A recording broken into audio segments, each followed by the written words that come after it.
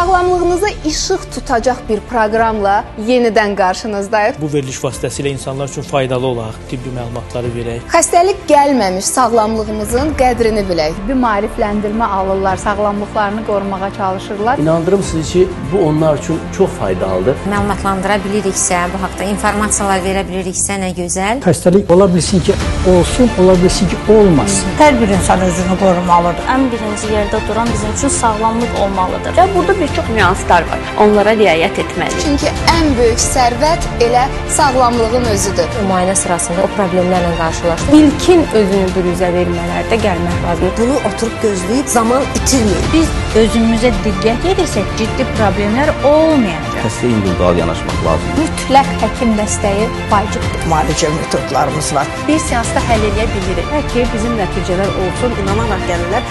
Allah onları qapımızdan peşman qaytarmasın. Hər gün özünə verilən kiçik qayğı sabahın böyük mükafatıdır.